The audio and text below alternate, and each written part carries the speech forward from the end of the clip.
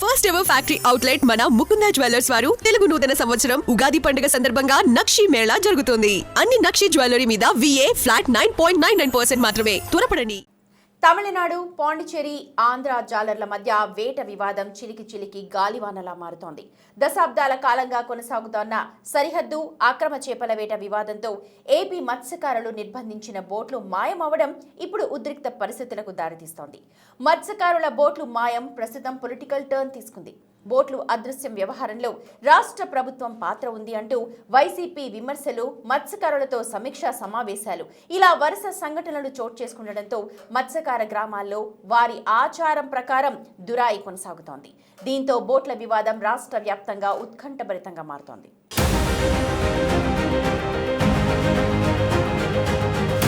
తమిళనాడు, ఆంధ్ర జాలర్ల మధ్య వేట విషయంపై వివాదాలు సర్వసాధారణంగా మారిపోయాయి. పరిధి దాటి వేట సాగిస్తున్న వాటిని నియంత్రించే పరిస్థితులు ప్రభుత్వాలకు లేవు. దీంతో తమిళ జాలర్లు హద్దులు దాటి ఆంధ్ర సరిహద్దుల్లో వేట సాగించడం పరిపాటిగా మారింది. దీంతో ఏపీ మత్స్యకారుల హద్దులు దాటిన తమిళనాడు, పాండిచ్చేరి బోట్లను, జాలర్లను నిర్బంధించడం తరచూ జరుగుతూ ఉంటుంది. ఈ క్రమంలోనే ఇటీవల తమిళ జాలర్లకు చెందిన 4 బోట్లను ఏపీ మత్స్యకారులు నిర్బంధించారు. వాటిని జువ్వలదిన్నె హార్బర్ వద్ద ఉంచి అల్లూరు మండలానికి చెందిన ఇసకపాలెం, బంగారుపాలెం గ్రామస్తులకు అప్పగించారు. అయితే ఆ బోట్లు ఇటీవల జువ్వలదిన్నె హార్బర్ వద్ద మంత్రి నారా లోకేష్ సాగర్ డిఫెన్స్ పరిశ్రమ శంకుస్థాపనకు వచ్చి వెళ్లిన తరువాత మాయమయ్యాయి.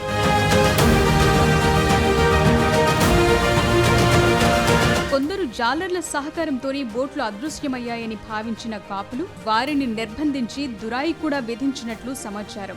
మత్స్యకార గ్రామాల్లో దురాయి ఆచారం అనాదిగా వస్తోంది. గ్రామంలో ఏదైనా సమస్య వస్తే గ్రామ పెద్ద దేవాలయం వద్ద సమావేశం ఏర్పాటు చేసి తీర్పునిస్తారు. ఆ తీర్పును ప్రతి ఒక్కరూ శిరస వహించాల్సిందే. ఎవరైనా అతిక్రమిస్తే వారిని ఊరి నుంచి వెలివేస్తారు.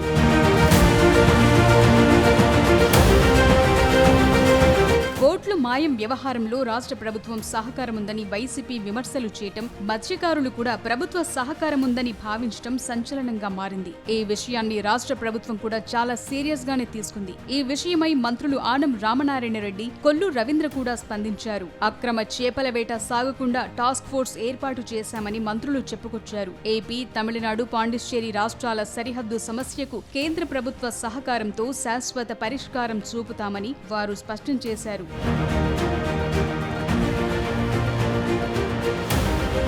అయితే ఈ వ్యవహారంలో ఘటన స్థలానికి వెళ్లి చర్చలు జరిపేందుకు పోలీసులు ప్రయత్నాలు ముమ్మరం చేశారు. బోట్ల అదృశ్యానికి కారణం రాష్ట్ర ప్రభుత్వమని వైసీపీ విమర్శిస్తుండగా మాజీ ఎంపీ బీదా మస్తాన్ రావు ప్రమేయముందంటూ మత్స్యకార కుటుంబాలు ఆరోపిస్తున్నాయి. ఇదే విషయాన్ని విచారణకొచ్చిన పోలీసులతో కూడా మత్స్యకారులు పేర్కొన్నట్లు టాక్. బోట్లు విడుదల చేయాలని స్వయంగా వచ్చి చర్చలు జరిపి ఉంటే వాటిని తాము విడుదల చేసేవాళ్లం కదా అని మత్స్యకారులు స్పష్టం చేశారట.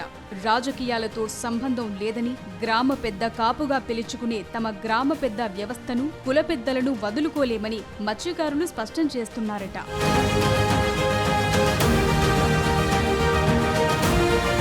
ఈ వ్యవహారంపై ఏప్రిల్ 1, 2 తేదీల్లో మత్స్యకార గ్రామాల కాపు పెద్దలు సమావేశమయ్యేందుకు సన్నాహాలు చేస్తున్నట్లు తెలుస్తోంది. దీంతో బోట్ల వ్యవహారం రాష్ట్ర ప్రభుత్వానికి తాకుంది. బోట్లు తీసుకువెళ్లేందుకు రాష్ట్ర ప్రభుత్వం సహకరించిందని వైసీపీ విమర్శలు చేస్తోంది. బీదా మస్తాన్ రావు ఈ వ్యవహారంలో కీలక పాత్ర పోషించినట్లు మత్స్యకారులు గట్టిగా నమ్ముతున్నారట. 8 నెలలుగా జువ్వలదిన్నె హార్బర్లో ఈ బోట్లు నిర్బంధించున్నాయి. బీదా మస్తాన్ రావు లబ్ధి కోసమే బోట్లను ఇక్కడి నుంచి మిస్ చేసినట్లు వైసీపీ నేతలు పేర్కొంటున్నారు. మార్చి 17 అర్ధరాత్రి ఈ బోట్లు మిస్ అయినట్లు తెలుస్తోంది. సాగర్ డిఫెన్స్ పరిశ్రమకు శంకుస్థాపన కోసం మంత్రి లోకేష్ వచ్చినప్పుడే ఘటన జరిగినట్లు వైసీపీ విమర్శలు గుప్పిస్తోంది. అందులో ప్రభుత్వ ప్రమేయముందని మాజీ మంత్రి కాకాణి గోవర్ధన్ రెడ్డి ఆరోపిస్తున్నారు. కూటమి ప్రభుత్వం అధికారంలోకి వచ్చిన తర్వాత మత్స్యకారుల పట్ల ఎంత అమానుషంగా వ్యవహరిస్తుందనేటువంటిది మనందరం అర్థం చేసుకోగలం. అందులో భాగంగా ఈరోజు మత్స్యకారులు ప్రాణాలకు తెగించి ఇతర ప్రాంతాల నుంచి వచ్చి మన మత్స్య సంపదను దోచుకుని వెళుతున్నటువంటి బోట్లను వాళ్ళని జారలతో సహా బంధించి ఆ బోట్లను తీసుకొచ్చి ఇక్కడ మన దగ్గర నిలుపుదల చేసి మన ఆధీనంలోనే ఉంచుకోవడం జరిగింది. అయితే దానిని కొంతమంది అధికార పార్టీకి సంబంధించినటువంటి నాయకులు, ఆ ప్రాంతానికి సంబంధించినటువంటి తెలుగుదేశం పార్టీ నేతలు వీళ్ళకి ఎవ్వరికి కూడా కనీసం సమాచారం లేకుండా దొంగతనంగా ఆ బోట్లన్నింటిని కూడా తరలించి వేశారు. ఈరోజు 2 రోజులు గడిచిపోయాయి, 3 రోజులు గడిచిపోయాయి.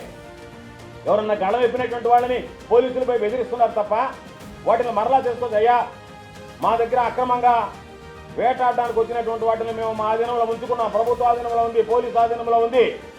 అటువంటి వాటిని మీరు దొంగతనంగా తీసుకొచ్చారు కాబట్టి తీసుకువెళ్ళినటువంటి వ్యక్తుల్ని, దాని వెనక ఉన్నటువంటి వ్యక్తుల్ని, సహకరించినటువంటి వ్యక్తుల్ని అందరినీ కూడా జైలుకు పంపించి ఆ బోట్లు తీసుకొచ్చి అక్కడ పెట్టి, ఇదిగో మీరు పట్టించినటువంటి బోట్లను మరలా ఇక్కడ తీసుకొచ్చి పెట్టామని చెప్పి చెప్పాల్సినటువంటి ప్రభుత్వం ఆ దిశగా ఆలోచన చేయడం లేదు. ఇది దుర్మార్గం అనేటువంటి విషయం అని చెప్పి తెలియజేస్తుంది. అయితే బోట్లు తప్పించేందుకు అల్లూరు మండలం ఇసుకపాలెం, బంగారుపాలెం గ్రామస్తుల సహకారం ఉందని ఇప్పటికే 6గురిని మత్స్యకారులు నిర్బంధించారు. ఈ విషయంపై అధికారులతో మంత్రుల బృందం సమీక్షా సమావేశం కూడా నిర్వహించింది. సీఎం చంద్రబాబు ఈ ఘటనపై ఓ కమిటీని క్షేత్రస్థాయిలో పరిశీలించాలని పంపించారట. మంత్రులు ఆనం, ఫరూక్, కొల్లు రవీంద్ర, ఎమ్మెల్యే కొండబాబు, మాజీ మంత్రి మోపిదేవి వెంకటరమణాలతో కలిసి అధికారులు, ఎమ్మెల్యేలతో కూడా సమావేశం నిర్వహించారు. ఈ వివాదాన్ని పరిష్కరించేందుకు ఓ పక్క ప్రయత్నం చేస్తూనే మరోపక్క మత్స్యకారులకు ప్రభుత్వం ద్వారా లబ్ధి కల్పించేందుకు అన్ని చర్యలు తీసుకుంటున్నట్లు మంత్రి కొల్లు రవీంద్ర స్పష్టం చేశారు. వైసీపీ రెచ్చగొట్టే ప్రయత్నం చేస్తోందని, బోట్లు అపహరణపై రాష్ట్ర ప్రభుత్వం చాలా సీరియస్ గా తీసుకుందని, చట్టవిరుద్ధంగా భావిస్తుందని చెప్పుకొచ్చారు. ఏప్రిల్ 15 వరకు ఫిషింగ్ జరుగుతుంది, తర్వాత బ్యాన్ పీరియడ్ వస్తుంది. కాబట్టి 15 లోపు ప్రెజెంట్ ఉన్నటువంటి సిచ్యువేషన్లో ఆ తమిళనాడు బోర్డు రాకుండా ఆపడానికి కావాల్సినటువంటి కార్యక్రమాలు చర్యలు తీసుకోవడం జరుగుతుంది. క్యూ బయటకు వచ్చాక రకరకాలు చెప్తారు, అక్కడ ఉన్నటువంటి కొన్ని బయట రెచ్చగొట్టే కార్యక్రమాలు చేస్తారు. ఇప్పుడు మొన్న కూడా చూసాం, జువెలదిన్న ఫిషింగ్ హార్బర్ సంబంధించి ఫిషింగ్ హార్బర్ 900 మీటర్లలో వాళ్ళకి ఒక 170 మీటర్లు మాత్రమే వాళ్ళకి సాగర్ స్కిప్పింగ్ వాళ్ళకి ఇస్తాకి వస్తే దాన్ని మొత్తం ఫిషింగ్ హార్బర్ అప్పచెప్పేస్తా అని చెప్పి రెచ్చగొట్టే కార్యక్రమం చేస్తారు. ఇది ఒకచోటే కాదు, రాష్ట్రం అంతా చేసేటువంటి కార్యక్రమం. వాళ్ళని ఎవ్వరూ కూడా నమ్మే పరిస్థితుల్లో లేరు. ఇవాడు వైఎస్ఆర్ పార్టీ నాయకులు ఈ రాష్ట్రంలో అలజడి సృష్టించాలి, కులాల మధ్య చిచ్చుపెట్టాలి, గ్రామాల మధ్య చిచ్చుపెట్టాలి, మతాల మధ్య చిచ్చుపెట్టాలనే ఒక దుర్మార్గమైనటువంటి ఆలోచన చేస్తున్నాడు జగన్మోహన్ రెడ్డి గారు. దయచేసి అలాంటి నిజాయితీ లేనటువంటి ఆరోపణలకు ఎవరూ కూడా నమ్మొద్దని కూడా ఈ సందర్భంగా తెలియదు. మరోపక్క గ్రామాల్లో ఉద్రిక్తత వాతావరణం కొనసాగుతోంది. ఇప్పటికే ఇసుకపల్లి గ్రామానికి చెందిన మొదటి కాపు కుటుంబ సభ్యుల నిర్బంధంలో బోట్లుంచటం, అవి అదృశ్యం కావటంతో దురాయి కట్టుబాటుకి కట్టుబడి ఎవరూ ధైర్యం చేసి ఆ గ్రామానికి వెళ్లలేకపోతున్నారు. ఇటు నిర్బంధంలో ఉన్న మత్స్యకారుల నుంచి ఎలాంటి ఫిర్యాదు రాలేదని అధికారులు, ప్రభుత్వం చెప్తోంది. బోట్ల మెస్సింగ్ కు ప్రభుత్వ సహకారం ఉందని వైసీపీ నేతలు తీవ్ర స్థాయిలో విమర్శలు చేస్తోన్న క్రమంలో మత్స్యకారులు కూడా దీనిపై ప్రభుత్వం మీద సీరియస్ గా ఉన్నారన్న సమాచారంతో కూటమి నేతలు జువ్వలదిన్న హార్బర్ ను పరిశీలించి నిరంతరం గస్తీ ఉండేందుకు టాస్క్ ఫోర్స్ ను కూడా ఏర్పాటు చేశారు.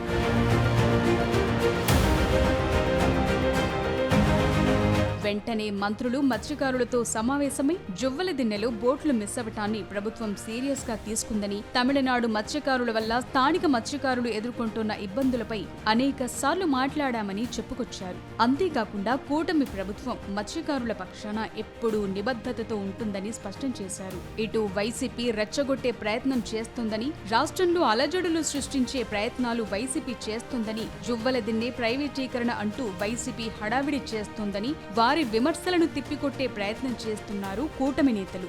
బోట్లు మిస్సింగ్ వ్యవహారంలో మత్స్యకారులు తమ కట్టుబాటు ప్రకారం ఏ నిర్ణయం తీసుకున్నా ప్రభుత్వ సహకారం ఉంటుందని భరోసా ఇచ్చారు.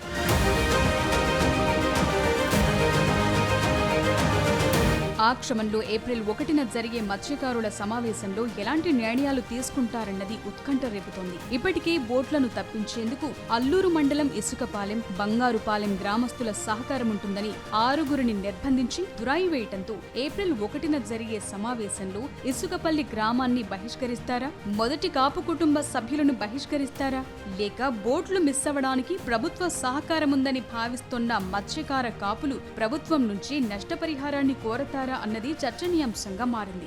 మరోపక్క కేంద్ర ప్రభుత్వంతో మాట్లాడి శాశ్వత పరిష్కారం చూపుతామని కూటమి పెద్దలు హామీ ఇస్తున్న నేపథ్యంలో మత్స్యకార కాపులు ఎలాంటి నిర్ణయం తీసుకుంటారో చూడాలి.